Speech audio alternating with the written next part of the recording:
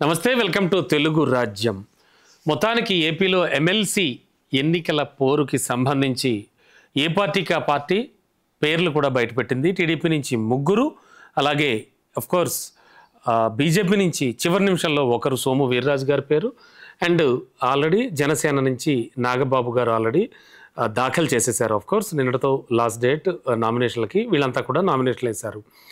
ఎప్పట్లాగే ఆశించి భంగపడ్డ పిఠాపురం మాజీ ఎమ్మెల్యే వర్మ టీడీపీకి సంబంధించి సీనియర్ నేతగా ఉన్నారు. మరి వర్మ గారికి మరోసారి మొండి చెయ్య. అయితే వెంటనే కూడా ఆయన, అంటే ఈ టికెట్ల ప్రకటన వెంటనే కూడా ఆయన ఒక ప్రెస్ మీట్ పెట్టి ఆల్రెడీ కొన్ని విషయాలు చెప్పాడు కార్యకర్తలందరికీ కూడా.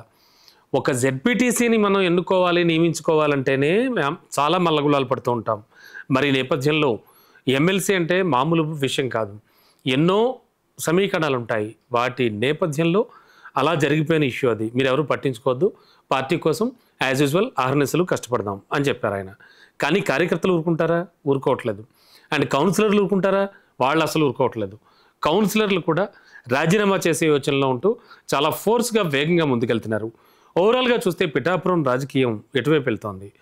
వర్మ గారికి మళ్ళీ మొండి చెయ్యి ఎందుకు చూపించాల్సి వచ్చింది? అఫ్కోర్స్ ఆశావాహులు చాలామంది ఉన్నప్పటికీ అసలు పిఠాపురంలో ఏం జరుగుతోంది? వర్మ గారిని ఎందుకు పట్టించుకోవట్లేదు? నిజంగా పట్టించుకోవట్లేదా?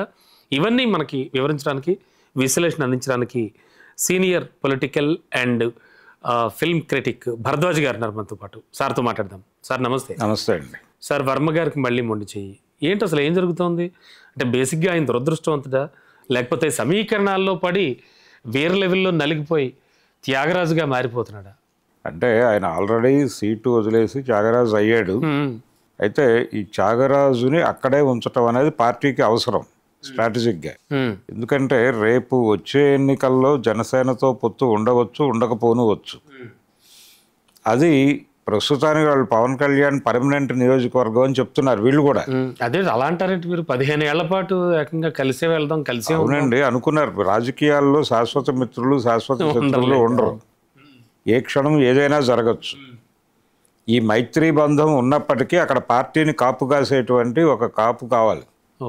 అందుకని ఆ ఏరియాలో వర్మని నియోగించారు. ఓకే, పెద్ద కాపు నియోగించి మీరే చూసుకోండి, మీదే బాధ్యత, మీకు సంబంధించిన ఏ పనులు అయినా జరుగుతాయి. మామూలుగా మీరు ఎమ్మెల్యేగా ఉన్నట్టుగానే మేము భావించడం జరుగుతుంది.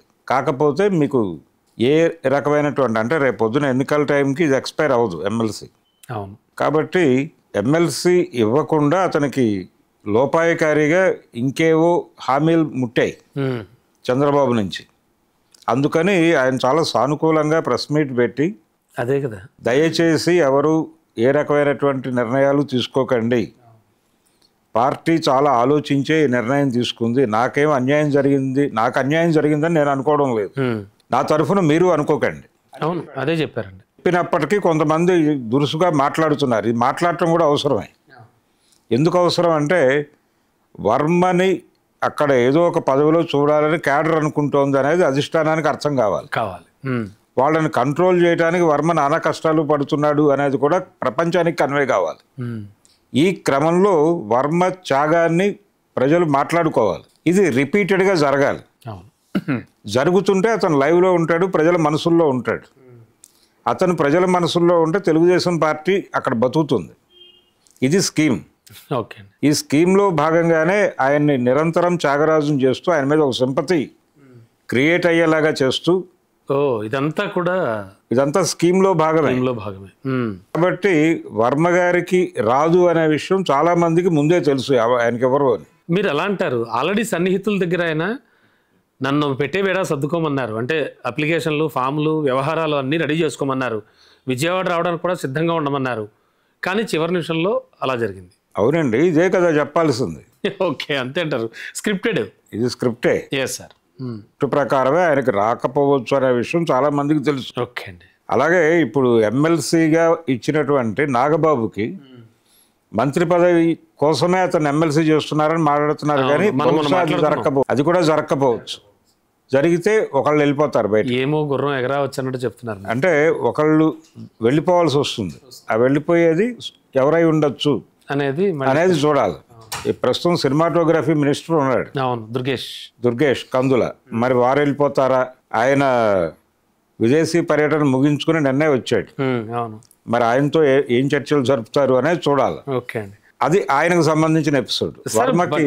వర్మకి సంబంధించి మీ మాట కట్టొచ్చా, కౌన్సిలర్లు అంతా చాలా స్పీడ్గా ఉన్నారు ఇవాళ ఉదయం నుంచి. అవును, మేము అసలు ఎట్టి పరిస్థితుల్లో ఊరుకోం. మా నాయకుడికి అంటే వర్మ గారు అంటే ఒక స్పెషల్ అభిమానం ఉంది సార్ అక్కడ.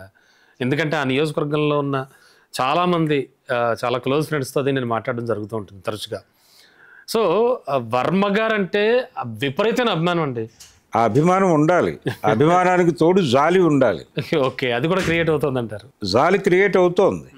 ఆ జాలి క్రియేట్ అవటం ద్వారా అతను లైవ్లో ఉంటాడు, ప్రజల మనసుల్లో ఉంటాడు. అతను ప్రజల మనసుల్లో ఉంటేనే అతను పార్టీని ప్రాపర్గా నిలబెట్టగలడు అక్కడ. ఓకే అండి. అది టోటల్గా జనసేనగా నియోజకవర్గం రాసిచ్చేయలేదు తెలుగుదేశం. జస్ట్ ఇప్పటి మటుకు కళ యాక్ట్ చేసిందంటారా? అంతే, అక్కడ ఆయన అకామిడేట్ చేశారు అంతే. ఆ రోజు ఉన్నటువంటి పరిస్థితుల రీత్యా అకామిడేట్ చేశారు. రేపు పొద్దున పవన్ కళ్యాణ్ అక్కడి నుంచే పోటీ చేయవచ్చు, అప్పుడు కూడా అకామిడేట్ చేస్తారు. ఏది మైత్రి బంధం ఉంటే. లేదు కూటమి అంటే భారతీయ జనతా పార్టీ జాతీయ స్థాయిలో తిరిగి గెలవలేకపోవచ్చు అని చంద్రబాబుకి ఏమాత్రం అనిపించినా, ఏమాత్రం సూచన అందినా మరుక్షణం ఆయన తన విశ్వరూప ప్రదర్శన చేస్తాడు. చేసిన తర్వాత అక్కడ మళ్ళీ పవన్తో మైత్రి ఉండకపోవచ్చు, పవన్ పోటీ చేయొచ్చు, పవన్ మీద వర్మ పోటీ చేయొచ్చు, ఏదైనా జరగడానికి అవకాశం ఉంది. అక్కడ ఒక మనిషి కావాలి. ఆ నియోజకవర్గాన్ని పట్టించుకుని అక్కడ ప్రజల మనసుల్లో చోటు ఉన్నటువంటి ఒక నాయకుడు అక్కడ ఉండాలి. ఏ నియోజకవర్గము ఏ పార్టీ కూడా వదులుకోదు. వారు అధికారంలో లేకపోయినా, అఫ్ కోర్స్ అధికారం కాదు కానీ వారికి సరైన పనులు లేకపోయినా కూడా పనులు నడిపించుకుంటూ ఉంటారు. ఆయనకు చేస్తారు, ఆయన చెప్తే జరిగిపోతాయి పనులు. అంతే. ఎందుకు జరుగుతాయి అంటే ఆయన ఆ మేరకు పార్టీకి ఉపయోగపడుతున్నాడు. అక్కడ జన సైనికులు తమ్ముళ్ళు విపరీతమైన అక్కడ ఒక ప్రెషర్ క్రియేట్ చేస్తున్నారు. అసలు పట్టలేదు ఎవరికి వాళ్ళకి. ఈయన కూడా రెగ్యులర్గా జనసేన ఆఫీస్కి వెళుతున్నాడు వర్మ గారు. జన సైనికులతో మాట్లాడుతున్నాడు. అతను జన సైనికులతో రెగ్యులర్గా రిలేషన్ మెయింటైన్ చేస్తున్నాడు ఆయన కూడా. యాజ్ పర్ అధిష్టానం చెప్పినట్టుగా. అధిష్టానం చెప్పడంతో పాటు ఈయన సొంత స్కీమ్ ఉంది. ఆయన పవన్ కళ్యాణ్ని ఎప్పుడు పల్లెత్తు ఒక మాట మాట్లాడలేదు. అవును, ఆయనకి ఏం కావాలన్నా ఇక్కడ చేయడానికి నేను సిద్ధంగా ఉన్నాను అని మాత్రమే మాట్లాడతాడు ఆయన. ఇదంతా ఎందుకు అంటే ఈ మైత్రి బంధం అనేది దృఢంగా ఉంది అనే ఇంప్రెషన్ ప్రపంచానికి ఇవ్వాలి. ఓకే. ఈ మైత్రి వలన ఇతను నష్టపోతున్నప్పటికీ పార్టీ కోసం ఇతను చేస్తున్నటువంటి త్యాగాలని ప్రజలు గుర్తుంచుకోవాలి. మరి ఎన్నాళ్ళు ఇలా ఎంతకాలమైనా కావచ్చు. అంటే ఇది పార్టీ కోసం చేస్తున్నటువంటి పని. ఏదో ఒక పదవి ఇస్తారేమోలేండి, అంతే కదా. పదవి కోసం వర్మ లేడు. అంతే అంటారా? వర్మకి పదవులు వస్తాయి. ఓకే. ఆ లెవెల్కి అతన్ని జనం మనసుల్లో నిలబెడుతున్నారు. ప్రజల మనసుల్లో నిలబెట్టడమే కావాలి. అంటే రేపు పొద్దున ఏదైనా జరిగి తెలుగుదేశం నుంచి ఒక అభ్యర్థి నిలబడాలంటే వర్మని నిలబెడితే జనం అందరూ ఇప్పటి వరకు ఆయనకు జరిగిన అన్యాయానికి మనం న్యాయం చేయాలి చేసేస్తారు అనే ఒక ఉద్యమంలాగా ఓట్లేసే ప్రమాదం ఉంది. అదే తెలుగుదేశం వ్యూహం. పవన్ కళ్యాణ్ ఏం చేసినా ఈ సింపతి వేవ్ ముందు పవన్ కళ్యాణ్ నిలబడలేకపోవచ్చు. ఒకవేళ ఇద్దరు గనక పోటీ పడితే, ఒకవేళ కూటమి గఠబంధన్ తెగిపోయే పరిస్థితులు వస్తాయని నేనైతే అనుకోవడం లేదు ఇప్పట్లో. ఎందుకంటే వచ్చే ఎన్నికల్లో కూడా కాంగ్రెస్ పార్టీ బీజేపీకి వ్యతిరేకంగా ఏదో పెర్ఫామ్ చేయగలుగుతుంది అనేటువంటి కాన్ఫిడెన్స్ ఆ పార్టీయే కలిగించట్లేదు.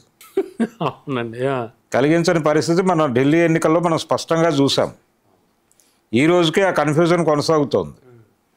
ఇప్పటికీ ఆ పార్టీ నుంచి ఒక బలమైన గొంతు వినబడటం లేదు. ఎక్కడా కూడా వాళ్ళకు సంబంధించినటువంటి మూమెంట్ లేదు. చాలా ప్రాంతాల్లో కాంగ్రెస్ ముఖ్యమంత్రుల్ని కూడా బీజేపీ కంట్రోల్ చేస్తోంది, ఇంక్లూడింగ్ తెలంగాణ. తెలంగాణలో ముఖ్యమంత్రి గారిని కూడా భారతీయ జనతా పార్టీ కేంద్ర నాయకత్వం కంట్రోల్ చేయగలుగుతోంది. ఇది చాలా స్పష్టంగానే కనిపిస్తోంది. అంటే నీతి ఆయోగ్కి కొనసాగింపుగా హైడ్రా నడవటమే ఉదాహరణ, అంతకు మించి ఏమి కాదు. ఓకే. కాబట్టి ఈ కంట్రోల్ నడుస్తుండగా ఇదేదో ప్రమాదం వాటిల్లుతుంది, పవన్ కళ్యాణ్కి అక్కడ ఏదో వర్మ వ్యతిరేకంగా నిలబడతాడని కాదు. కానీ పార్టీ పరిరక్షణోద్యమంలో వర్మ అవసరం. అంటే వర్మకు వచ్చి నష్టమే లేదంటారు. వర్మకి ఏ నష్టము లేదండి. ఆయన పదవి కనిపించకుండా ఉంది. ఆయన పదవి ప్రపంచానికి అర్థం కావట్లేదు, కానీ తెలుగుదేశం పార్టీ అతన్ని పిఠాపురం ఎమ్మెల్యేగానే చూస్తోంది. ఓకే, మరి అంతే అంటారా ఇంకా వర్మ పరిస్థితి? ఎందుకు విజిబుల్గా ఎందుకు ఉండాలి? ఇన్విజిబుల్గా కూడా పనులు అవుతున్నప్పుడు వర్మతో ఒక మాట చెప్పించుకుంటే. పాలిటిక్స్ అంటే ఫైనల్ అధికారమే కదండి. అవునండి, అధికారం నడుస్తోంది. పదవి, వ్యవహారం.